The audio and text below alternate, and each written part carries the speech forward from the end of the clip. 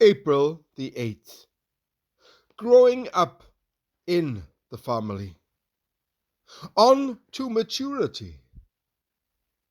Let us leave the elementary doctrines of Christ and go on to maturity. Hebrews chapter 6 verse 1. In Hebrews chapter 5 verse 11 to 14, the writer complains that after years as believers, his Jewish Christian readers were neither passing on the truth they knew nor holding it fast themselves, let alone hungering for more as they should have been. Instead, they had regressed to a sort of spiritual infancy in which even elementary things had ceased to be clear. And they needed to learn the gospel ABC all over again.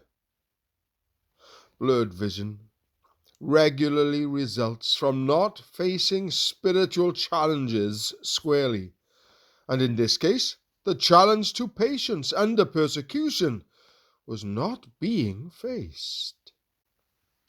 In their self-induced infantile state, they could scarcely take the solid food, teaching on Christ's perfect high priesthood, with its implications of finality and exclusiveness, which the writer had for them and gives them in Hebrews chapters 7 to 10. What they lacked was maturity, the perfection of the fully developed, clear-sighted, spiritual all-rounder.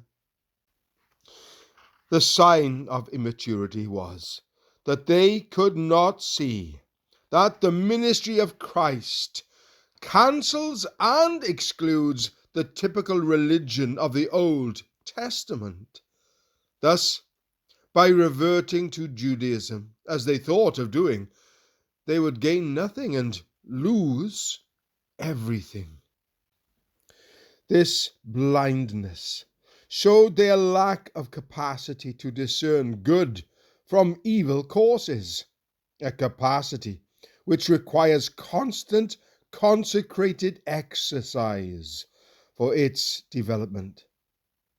Regressing to spiritual babyhood, they had embraced fantasy and lost touch with spiritual realities.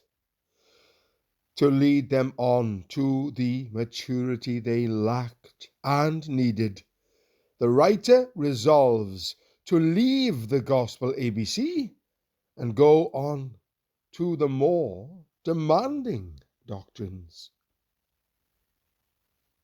Is it possible to be a mature Christian and an immature person?